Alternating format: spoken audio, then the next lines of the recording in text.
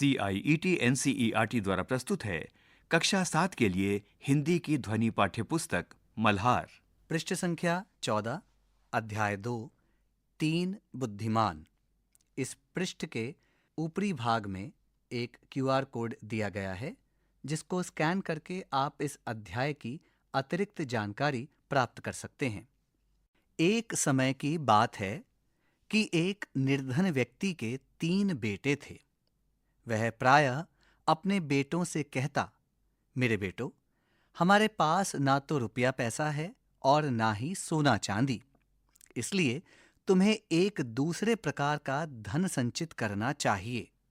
हर वस्तु और स्थिति को पूर्णतः समझने और जानने का प्रयास करो। कुछ भी तुम्हारी दृष्टि से ना बच पाए। रुपए पैसे के स्थान पर तुम्हारे पास पैनी दृष्टि होगी और सोने चांदी के स्थान पर तीव्र बुद्धि होगी। ऐसा धन संचित कर लेने पर तुम्हें कभी किसी प्रकार की कमी न रहेगी और तुम दूसरों की तुलना में 19 नहीं रहोगे। समय बीता और कुछ समय पश्चात पिता चल बसे। बेटे मिलकर बैठे।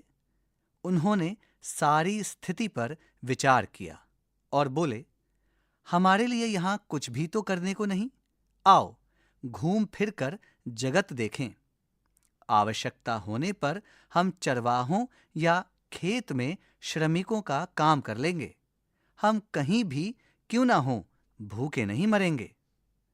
अंततः वे तैयार होकर यात्रा पर चल दिए। उन्होंने सुनसान वीरान घाटियां लांघीं और ऊंचे ऊंचे पहाड़ों को पार किया। इस तरह वे लगातार 40 दिनों तक चलते रहे। उनके पास जितना खाने पीने का सामान था अब तक समाप्त हो गया था। वे थक कर चूर हो गए थे और उनके पैरों में छाले पड़ गए थे, किंतु सड़क थी कि समाप्त होने को नहीं आ रही थी। वे आराम करने के लिए रुके और पुनः आगे चल दिए। अंत में उन्हें अपने सामने वृक्ष और मकान दिखाई दिए। वे एक बड़े नगर के पास पहुंच गए थे। इस पृष्ठ के निचले भाग में एक चित्र है जिसमें एक ओर नगर और दूसरी ओर कुछ पेड़ों की छाया में बैठे तीनों भाई हैं। पृष्ठ संख्या 15। तीनों भाई बहुत प्रसन्न हुए और शीघ्रता से पग बढ़ाने लगे। जब वे नगर के बिल्कुल निकट पहुंच गए तो सबसे बड़ा भाई अचानक रुका। उसने धरती पर दृष्टि डाली और बोला, थोड़ी ही देर पहले यहां से एक बहुत बड़ा ऊंट गया है। वे थोड़ा और आगे गए तो मंझला भाई रुका और सड़क के दोनों ओर देखकर बोला, संभवतः वह ऊंट एक आंख से नहीं देख पाता हो। वे कुछ और आगे गए तो सबसे छोटे भाई ने कहा, ऊंट पर एक महिला और एक बच्चा सवार थे। बिल्कुल सही, दोनों बड़े भाइयों ने कहा और वे तीनों फिर आगे बढ़ चले। कुछ समय पश्चात एक घुड़सवार उनके पास से निकला। सबसे बड़े भाई ने उसकी ओर देखकर पूछा, घुड़सवार, तुम किसी खोई हुई वस्तु को ढूंढ रहे हो ना? घुड़सवार ने घोड़ा रोककर उत्तर दिया, हाँ। तुम्हारा ऊंट खो गया है ना? सबसे बड़े भाई ने पूछा।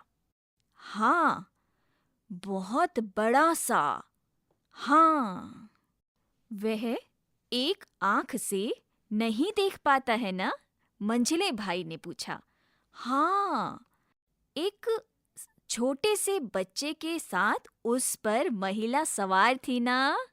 सबसे छोटे भाई ने सवाल किया। घुड़सवार ने तीनों भाइयों को शंका की दृष्टि से देखा और बोला, आह, तो वो तुम्हारे पास है मेरा ऊंट। तुरंत बताओ, तुमने उसका क्या किया? हमने तुम्हारे ऊंट का मुंह तक नहीं देखा, भाइयों ने उत्तर दिया। तो तुम्हें उसके बारे में सभी बातें कैसे पता चली? इस पृष्ठ के दाईं ओर एक चित्र है जिसमें एक घुड़सवार तीनों भाइयों से बातें कर रहा है। पृष्ठ संख्या 16। क्योंकि हम अपनी आंखों और बुद्धि से काम लेना जानते हैं, भाइयों ने उत्तर दिया। शीघ्रता से उस दिशा में अपना घोड़ा दौड़ाओ, वहां तुम्हें तुम्हारा ऊंट मिल जाएगा। नहीं, ऊंट के स्वामी ने उत्तर दिया, उस दिशा में नहीं जाऊंगा। मेरा ऊंट तुम्हारे पास है और तुम्हें ही उसे मुझे लौटाना पड़ेगा। हमने तो तुम्हारे ऊंट को देखा तक नहीं, भाइयों ने चिंतित होते हुए कहा। लेकिन घुड़सवार उनकी एक भी सुनने को तैयार नहीं था। उसने अपनी तलवार निकाल ली और उसे जोर से घुमाते हुए तीनों भाइयों को अपने आगे आगे चलने का आदेश दिया। इस प्रकार वह उन्हें सीधे अपने देश के राजा के भवन में ले गया। इन तीनों भाइयों को सुरक्षा कर्मियों को सौंपकर वह स्वयं राजा के पास गया। मैं अपने रेवड़ों को पहाड़ों पर ले जा रहा था, उसने कहा, और मेरी पत्नी मेरे छोटे से बेटे के साथ एक बड़े से ऊंट पर मेरे पीछे पीछे आ रही थी। किसी कारण उनका ऊंट पीछे रह गया और वे रास्ते से भटक गए। मैं उन्हें ढूंढने गया तो मुझे रास्ते में 3 व्यक्ति मिले जो पैदल चले जा रहे थे। मुझे पूरा विश्वास है कि उन्होंने मेरा ऊंट चुराया है और मेरी पत्नी तथा बेटे को मार डाला है। तुम ऐसा क्यों समझते हो? जब वह व्यक्ति अपनी बात कह चुका तो राजा ने पूछा। इसलिए कि मैंने उन लोगों से इस संबंध में एक भी शब्द नहीं कहा था, फिर भी उन्होंने मुझे यह बताया कि ऊंट बहुत बड़ा था और एक आंख से नहीं देख पाता था तथा उस पर एक महिला बच्चे के साथ सवार थी। राजा ने थोड़ी देर सोच विचार किया और फिर बोला, जैसा कि तुम कहते हो, तुम्हारे बताए बिना ही तुम्हारे ऊंट के विषय में उन्होंने सभी कुछ इतनी अच्छी तरह से बताया है तो अवश्य उन्होंने उसे चुराया होगा। जाओ, उन चोरों को यहां लाओ। ऊंट का स्वामी बाहर गया और तीनों भाइयों को साथ लेकर झटपट अंदर आया। चोरों, तुरंत बताओ, राजा उन्हें धमकाते हुए बोला। तुरंत उत्तर दो, तुमने इस आदमी का ऊंट कहाँ छिपाया है? हम चोर नहीं हैं, हमने इसका ऊंट कभी नहीं देखा, भाइयों ने उत्तर दिया। तब राजा बोला, इस व्यक्ति के कुछ भी बताए बिना तुमने ऊंट के विषय में सब कुछ बिल्कुल सही बता दिया। अब तुम यह कहने का कैसे साहस करते हो कि तुमने उसे नहीं चुराया? महाराज, इसमें तो आश्चर्य की कोई बात नहीं है, भाइयों ने उत्तर दिया। बचपन से ही हमें ऐसी आदत पड़ गई है कि हम कुछ भी अपनी दृष्टि से नहीं चूकने देते। हमने अपने परिवेश को पैनी दृष्टि से देखने और बुद्धि से सोचने के प्रयास में बहुत समय लगाया है। इसीलिए ऊंट को देखे बिना ही हमने बता दिया कि वह कैसा है। पृष्ठ संख्या 17। राजा हंस दिया। किसी को भी देखे बिना ही उसके विषय में क्या इतना कुछ जानना संभव हो सकता है? उसने पूछा। हाँ, संभव है, भाइयों ने उत्तर दिया। तो ठीक है, हम अभी तुम्हारी सच्चाई की जांच कर लेंगे। राजा ने उसी समय अपने मंत्री को बुलाया और उसके कान में कुछ फुसफुसाया। मंत्री तुरंत महल के बाहर चला गया, लेकिन शीघ्र ही वह 2 सेवकों के साथ लौटा जो एक बहुत बड़ी सी पेटी लाए थे। दोनों ने पेटी को बहुत सावधानी से द्वार के पास ऐसे रख दिया कि वह राजा को दिखाई दे सके और स्वयं एक ओर हट गए। तीनों भाई दूर से खड़े उन्हें देखते रहे। उन्होंने इस बात को ध्यान से देखा कि पेटी कहाँ से और कैसे लाई गई थी और किस ढंग से रखी गई थी। हाँ, तो चोरों, हमें बताओ कि उस पेटी में क्या है? राजा ने कहा। महाराज, हम तो पहले ही यह विनती कर चुके हैं कि हम चोर नहीं हैं। सबसे बड़े भाई ने कहा, पर यदि आप चाहते हैं तो मैं आपको यह बता सकता हूँ कि उस पेटी में क्या है। उसमें कोई छोटी सी गोल वस्तु है। उसमें अनार है। मंझला भाई बोला। हाँ, और वह अभी कच्चा है, सबसे छोटे भाई ने कहा। इस पृष्ठ के निचले भाग में एक चित्र है जिसमें राजा के सामने एक बक्सा है। बक्से से एक अनार को निकालते हुए एक व्यक्ति है और पीछे की ओर 3 भाई खड़े हैं। पृष्ठ संख्या 18। यह सुनकर राजा ने पेटी को पास लाने का आदेश दिया। सेवकों ने तुरंत आदेश पूरा किया। राजा ने सेवकों से पेटी खोलने के लिए कहा। पेटी खुल जाने पर उसने उसमें झांका। जब उसे उसमें कच्चा अनार दिखाई दिया तो उसके आश्चर्य की कोई सीमा न रही। आश्चर्यचकित राजा ने अनार निकालकर वहां उपस्थित सभी लोगों को दिखाया। तब उसने ऊंट के मालिक से कहा, इन लोगों ने यह स्पष्ट कर दिया है कि ये चोर नहीं हैं।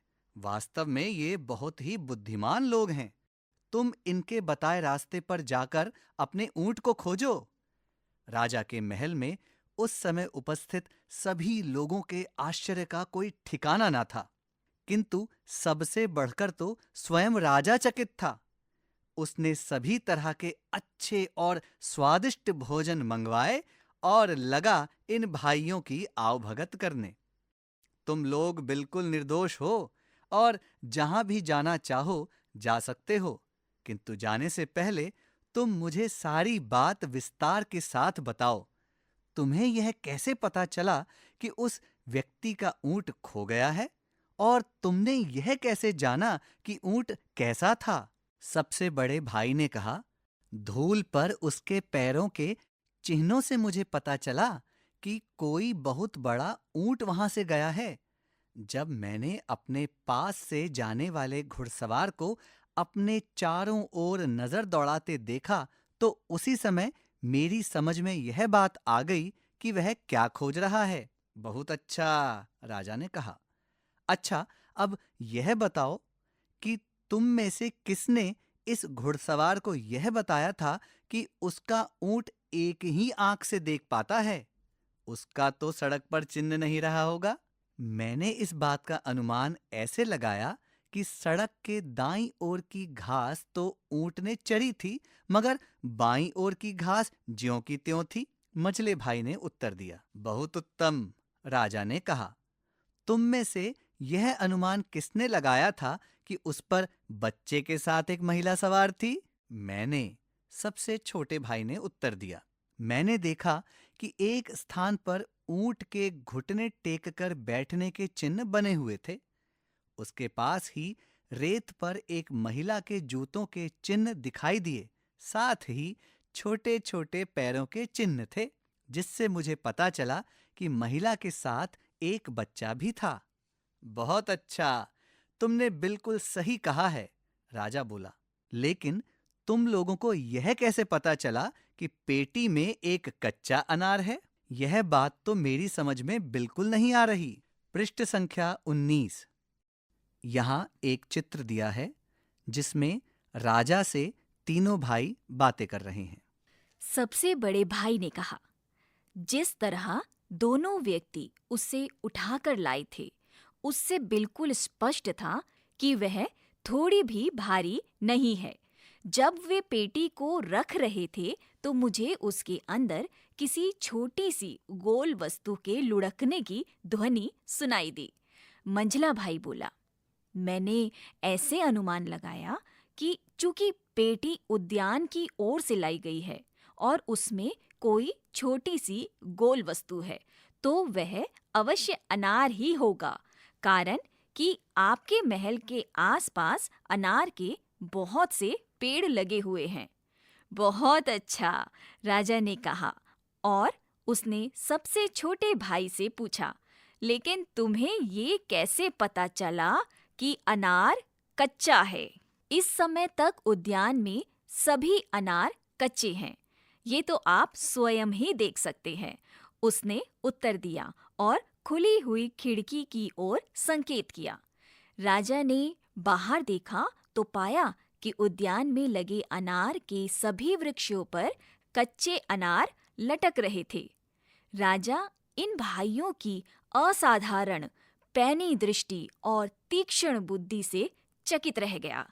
धन, संपत्ति या सांसारिक वस्तुओं की दृष्टि से तो तुम धनवान नहीं हो, लेकिन तुम्हारे पास बुद्धि का बहुत बड़ा कोश है, उसने प्रशंसा करते हुए कहा और उन्हें अपने दरबार में रख लिया। पृष्ठ संख्या 20 पाठ से। मेरी समझ से। क लोक कथा के आधार पर नीचे दिए गए प्रश्नों का सटीक उत्तर कौन सा है? उसके सामने तारा बनाइए। कुछ प्रश्नों के एक से अधिक उत्तर भी हो सकते हैं। 1. लोक कथा में पिता ने अपने बेटों से धन संचय करने को कहा।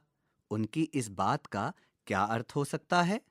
खेती बाड़ी करना और धन इकट्ठा करना, पैनी दृष्टि और तीव्र बुद्धि का विकास करना, ऊंट का व्यापार करना या गांव छोड़कर किसी नगर में जाकर बसना। तीनों भाइयों ने अपने ज्ञान और बुद्धि का उपयोग करके ऊंट के बारे में बहुत कुछ बता दिया। इससे क्या निष्कर्ष निकाला जा सकता है? बुद्धि का प्रयोग करके ऊंट के बारे में सब कुछ बताया जा सकता है। समस्या को सुलझाने के लिए ध्यान से निरीक्षण करना महत्वपूर्ण है। किसी व्यक्ति का ज्ञान, बुद्धि और धन ही सबसे बड़ी ताकत है। ऊंट के बारे में जानने के लिए दूसरों पर भरोसा करना चाहिए। राजा ने भाइयों की बुद्धिमत्ता पर विश्वास क्यों किया? भाइयों ने अपनी बात को तर्क के साथ समझाया। राजा को ऊंट के स्वामी की बातों पर संदेह था। राजा ने स्वयं ऊंट और पेटी की जांच कर ली थी या भाइयों ने राजा को अपनी बात में उलझा लिया था? इस पृष्ठ के ऊपरी भाग में दाईं ओर एक खजाने का संदूक है, जिसके भीतर कुछ पुस्तकें हैं और बाहर की ओर कुछ आभूषण हैं। इसी चित्र के नीचे की ओर एक महिला अपने पुत्र के साथ ऊंट की सवारी कर रही है और वह बहुत प्रसन्न है। इसी पृष्ठ पर बाईं ओर नीचे की ओर तीनों भाई आपस में बातें कर रहे हैं। पृष्ठ संख्या 21। 4. लोक कथा के पात्रों और घटनाओं के आधार पर राजा के निर्णय के पीछे कौन सा मूल्य छिपा है? दोषी को कड़ा से कड़ा दंड देना हर समस्या का सबसे बड़ा समाधान है। अच्छी तरह जांच किए बिना किसी को दोषी नहीं ठहराना चाहिए। राजा की प्रत्येक बात और निर्णय को सदा सही माना जाना चाहिए। या ऊंट की चोरी के निर्णय के लिए सेवक की बुद्धि का उपयोग करना चाहिए। ख. हो सकता है कि आपके समूह के साथियों ने भिन्न भिन्न उत्तर चुने हो। अपने मित्रों के साथ चर्चा कीजिए कि आपने ये उत्तर ही क्यों चुने। पाठ में से चुनकर कुछ पंक्तियां यहाँ दी गई हैं। इन्हें ध्यान से पढ़िए और इन पर विचार कीजिए। आपको इनका क्या अर्थ समझ में आया? अपने विचार अपने समूह में साझा कीजिए और लिखिए। क. रुपए पैसे के स्थान पर तुम्हारे पास पैनी दृष्टि होगी और सोने चांदी के स्थान पर तीव्र बुद्धि होगी। ऐसा धन संचित कर लेने पर तुम्हें कभी किसी प्रकार की कमी न रहेगी और तुम दूसरों की तुलना में 19 नहीं रहोगे। ख.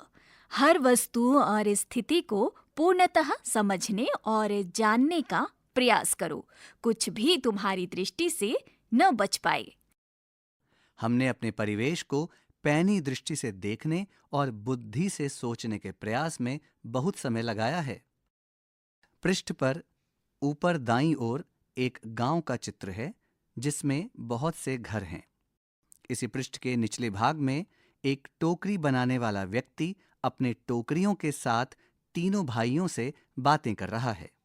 पृष्ठ 22 मिलकर करे मिलान। इस लोक कथा में से चुनकर कुछ वाक्य नीचे स्तंभ 1 में दिए गए हैं। उनके भाव या अर्थ से मिलते जुलते वाक्य स्तंभ 2 में दिए गए हैं। स्तंभ 1 के वाक्यों को स्तंभ 2 के उपयुक्त वाक्यों से सुमेलित कीजिए। स्तंभ 1 कुछ समय पश्चात पिता चल बसे। 2 हम कहीं भी क्यों ना हों, भूखे नहीं मरेंगे।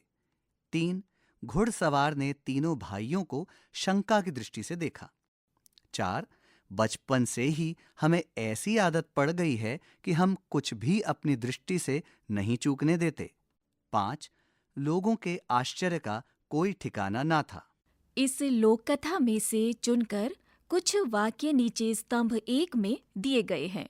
उनके भाव या अर्थ से मिलते जुलते वाक्य स्तंभ 2 में दिए गए हैं।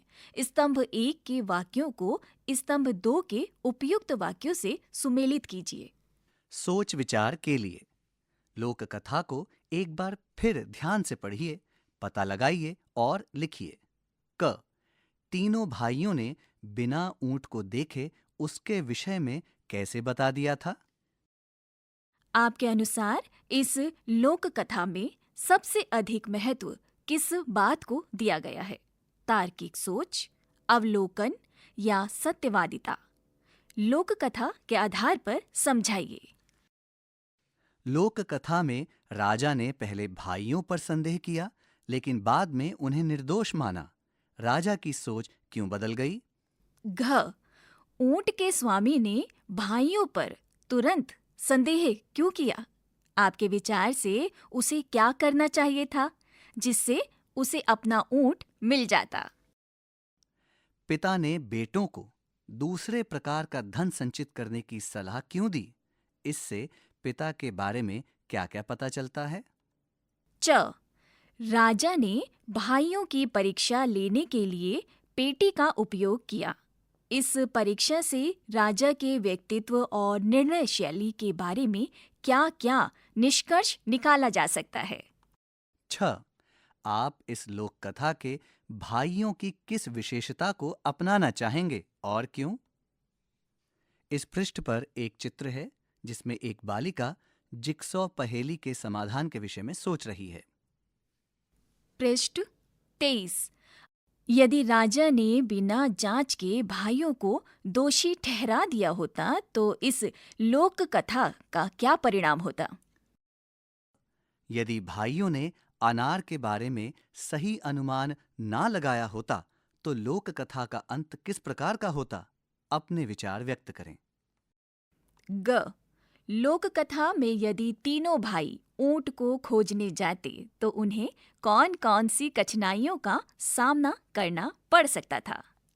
घ यदि राजा के स्थान पर आप होते तो भाइयों की परीक्षा लेने के लिए किस प्रकार के सवाल या गतिविधियां करते? अपनी कल्पना साझा करें। पृष्ठ के मध्य भाग में एक चित्र है जिसमें कुछ बालक इस कहानी को नाटक के रूप में अभिनय कर रहे हैं। शब्द से जुड़े शब्द। यहाँ दिए गए रिक्त स्थानों में बुद्धि से जुड़े शब्द अपने समूह में चर्चा करके लिखिए। यहाँ एक चित्र है जिसमें बुद्धि के साथ 7 रिक्त स्थान दिए गए हैं। आपकी सुविधा के लिए एक शब्द दिया गया है मस्तिष्क, अर्थात बुद्धि का मस्तिष्क से संबंध है। इसी प्रकार अन्य 6 रिक्त स्थानों में आप बुद्धि से संबंधित शब्दों को लिखिए। पृष्ठ संख्या 24 लोक कथा को सुनाना। लोक कथा के लिखित रूप में आने से पहले कहानियों का प्रचलन मौखिक रूप में ही पीढ़ी दर पीढ़ी चलता था। इसमें कहानी सुनने, सुनाने और याद रखने की महत्वपूर्ण भूमिका होती थी। कहानी कहने या सुनाने वाला इस तरह से कहानी सुनाता था कि सुनने वालों को रोचक लगे। इसमें कहानी सुनने वालों को आनंद तो आता ही था, कथा उन्हें याद भी हो जाती थी। अब आप अपने समूह के साथ मिलकर इस लोक कथा को रोचक ढंग से सुनाइए। लोक कथा को प्रभावशाली और रोचक रूप में सुनाने के लिए यहाँ कुछ सुझाव दिए गए हैं। जो लोक कथा को और भी आकर्षक बना सकते हैं। कथा सुनाना। स्वर में उतार चढ़ाव। लोक कथा सुनाते समय स्वर में या आवाज में उतार चढ़ाव से उत्साह और रहस्य का निर्माण करें। जब लोक कथा में कोई रोमांचक या रहस्यमय पल हो तो स्वर धीमा या तीव्र कर सकते हैं। भावनाओं की अभिव्यक्ति। भावनाओं को प्रकट करने के लिए स्वर का सही चयन करें, जैसे खुशी, दुख, आश्चर्य आदि को स्वर के माध्यम से दर्शाएं। लोक कथा के पात्रों के लिए अलग अलग स्वर। जब लोक कथा में अलग अलग पात्र हों तो हर पात्र के लिए अलग स्वर, ऊंचा, नीचा, तेज, धीमा आदि का उपयोग किया जा सकता है ताकि उन्हें पहचाना जा सके। जब आप लोक कथा में किसी घटना का वर्णन करें तब शारीरिक मुद्राओं और चेहरे के भावों का उपयोग किया जा सकता है। हास्य का प्रयोग। जब कोई हास्यपूर्ण या आनंददायक दृश्य हो तो चेहरे की मुस्कान और हंसी के साथ उसे प्रस्तुत करें। विवरणात्मक भाषा का उपयोग। लोक कथा में वर्णित स्थानों और पात्रों को इस प्रकार प्रस्तुत करें कि श्रोता उनकी छवि अपने मन में बना सके। रोचक मोड़।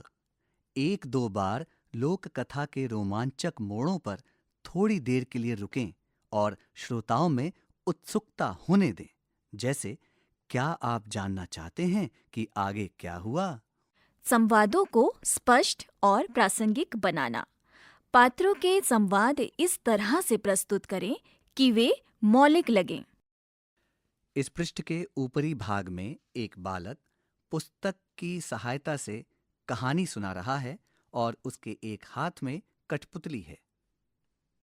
इस पृष्ठ के निचले भाग में एक पुस्तक से उगते हुए पेड़ का चित्र है। रिपीट, यहां दिए गए वाक्य को ध्यान से पढ़िए। भाइयों, जवाब दिया। यह वाक्य कुछ अटपटा लग रहा है ना? अब यहां दिए गए वाक्य को पढ़िए। भाइयों ने जवाब दिया। इन दोनों वाक्यों में अंतर समझ में आया? बिल्कुल सही पहचाना आपने। दूसरे वाक्य में ने शब्द भाइयों और जवाब दिया के बीच संबंध को जोड़ रहा है। संज्ञा या सर्वनाम के साथ प्रयुक्त होने वाले शब्दों के ऐसे रूपों को कारक या परसर्ग कहते हैं। कारक शब्दों के कुछ उदाहरण यहाँ हैं। ने, को, पर, से, के द्वारा, का, में, के लिए, की, के, हे, हो। अरे, यहाँ दिए गए वाक्यों में कारक लिखकर इन्हें पूरा कीजिए। 1. हमने तो तुम्हारे ऊंट रिक्त स्थान देखा तक नहीं। भाइयों रिक्त स्थान परेशान होते हुए कहा। 2. मैं अपने रेवड़ों रिक्त स्थान पहाड़ों रिक्त स्थान लिए जा रहा था।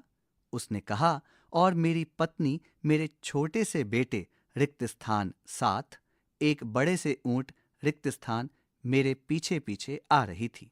रिपीट। 3.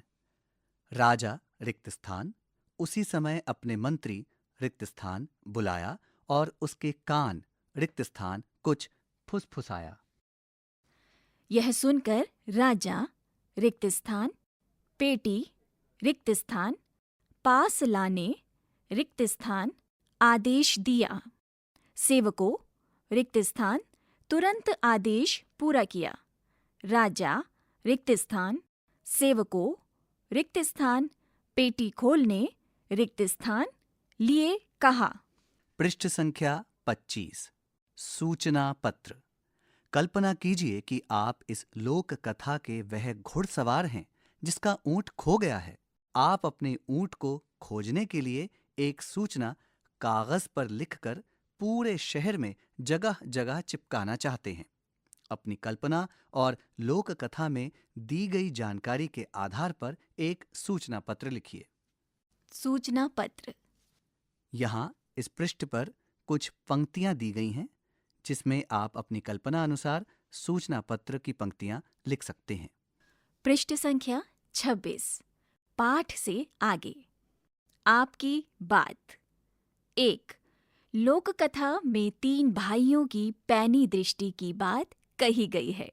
क्या आपने कभी अपनी पैनी दृष्टि का प्रयोग किसी समस्या को हल करने के लिए किया है? उस समस्या और आपके द्वारा दिए गए हल के विषय में लिखिए। लोक कथा में बताया गया है कि भाइयों ने बचपन से हर वस्तु पर ध्यान देने की आदत डाली।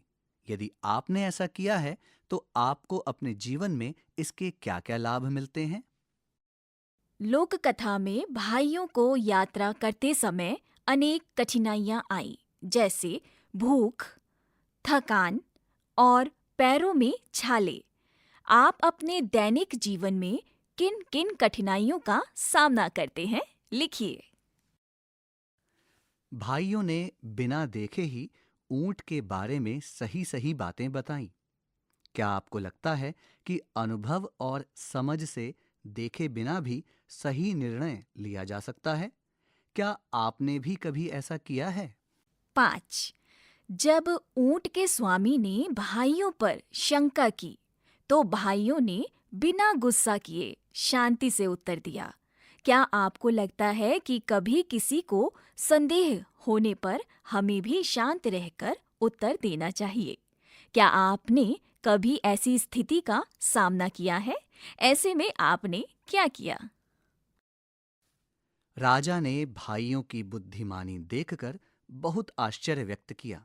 क्या आपको कभी किसी की सोच, समझ या किसी विशेष कौशल को देखकर आश्चर्य हुआ है? क्या आपने कभी किसी से कुछ ऐसा सीखा है जो आपके लिए बिल्कुल नया और चौंकाने वाला हो? 7। लोक कथा में पिता ने अपने बेटों को यह सलाह दी कि वे समझ और ज्ञान जमा करें। क्या आपको कभी किसी बड़े व्यक्ति से ऐसी कोई सलाह मिली है जो आपके जीवन में उपयोगी रही हो? क्या आप भी अपने अनुभव से किसी को ऐसी सलाह देंगे? भाइयों ने अपने ऊपर लगे आरोपों के होते हुए भी सदा सच्चाई का साथ दिया। क्या आपको लगता है कि सदा सच बोलना महत्वपूर्ण है, भले ही स्थिति कठिन क्यों ना हो?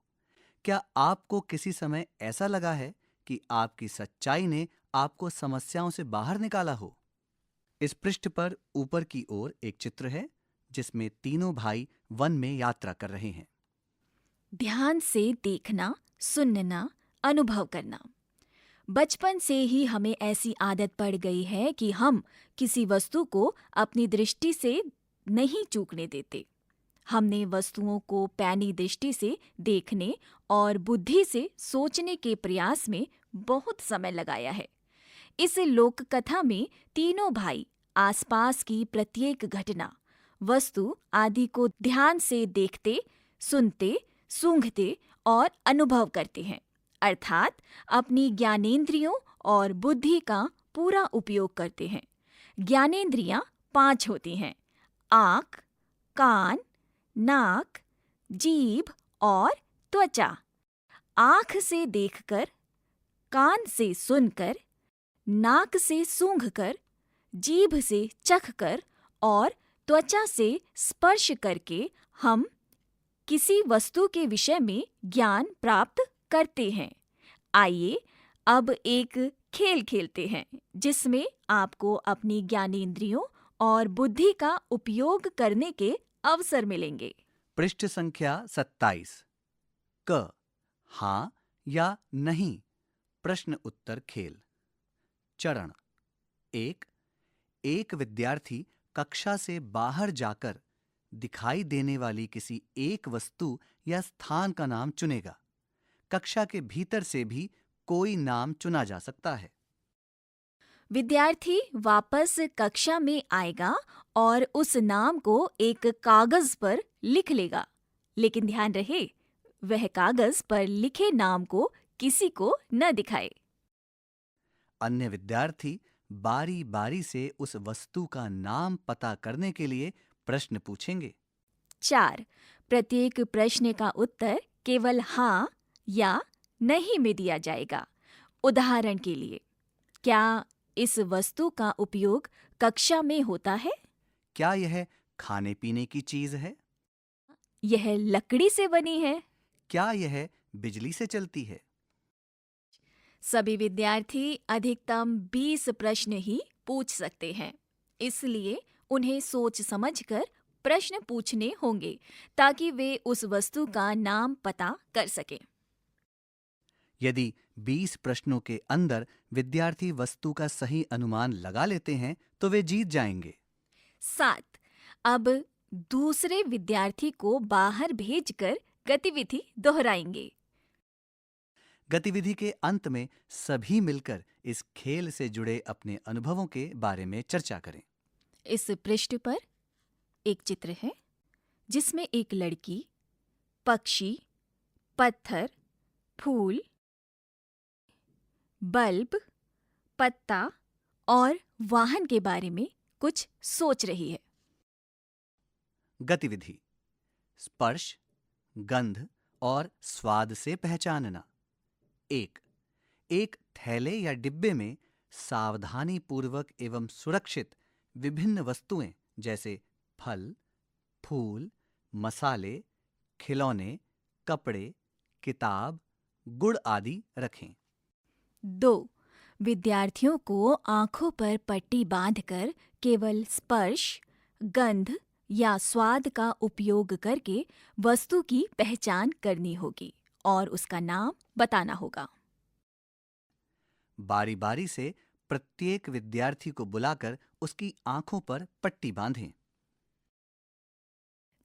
उसे डिब्बे से एक वस्तु दी जाए। विद्यार्थी उसे छूकर, सूंघकर, चखकर पहचानने का प्रयास करेंगे। सही पहचान करने के बाद विद्यार्थी बताएंगे कि उन्होंने उस वस्तु को कैसे पहचाना। एक एक करके सभी विद्यार्थियों को अलग अलग वस्तुओं को पहचानने का अवसर मिलेगा। अंत में सभी वस्तुओं को कक्षा में दिखाएं और उनके बारे में चर्चा करें कि किस वस्तु को पहचानना आसान या कठिन लगा। पृष्ठ संख्या 28। आज की पहेली। आपने पढ़ा कि तीनों बुद्धिमान भाई किस प्रकार अपने अवलोकन से वे बातें भी जान जाते थे जो अन्य लोग नहीं जान पाते। अब आपके सामने कुछ पहेलियां प्रस्तुत हैं जहां आपको कुछ संकेत दिए जाएंगे। संकेतों के आधार पर आपको उत्तर खोजने हैं। कौन है यह प्राणी? यहाँ 4 संकेत दिए गए हैं। 1. इसकी लंबी पूंछ होती है जो पेड़ों की शाखाओं के चारों ओर लिपटी रहती है। 2. इसका मुख्य आहार कीट और छोटे जीव होते हैं जिन्हें यह चुपके से पकड़ता है। 3. यह प्राणी अपने परिवेश में घुल मिल जाता है और अपनी रंगत को बदल सकता है। 4. इसके पास तेज आंखें होती हैं जो चारों दिशाओं में देख सकती हैं। यहाँ इस पृष्ठ पर एक चित्र है जिसमें एक बालिका लेंस की सहायता से एक चूहे को देख रही है। चूहे ने अपने मुंह में एक चाबी दबा रखी है। 2. रंगीन डिब्बे। एक मेज पर 4 रंगीन डिब्बे बराबर बराबर रखे हैं। लाल, हरा, नीला और पीला। बताइए पीले डिब्बे के बराबर में कौन सा डिब्बा है? यदि 1. लाल डिब्बा नीले डिब्बे के पास है। 2.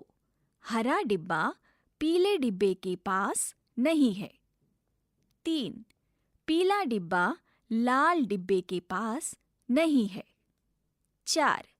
हरा डिब्बा लाल डिब्बे के पास है।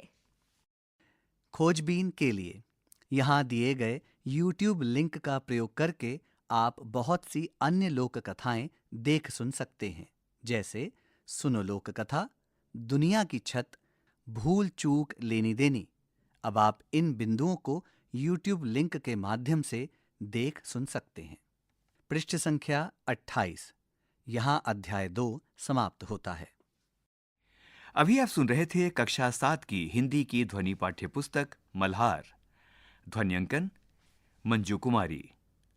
वाचन स्वर सीमा सती और चांद मोहम्मद। निर्माण सहयोग कुसुम लता। निर्देशन एवं निर्माण विमलेश चौधरी।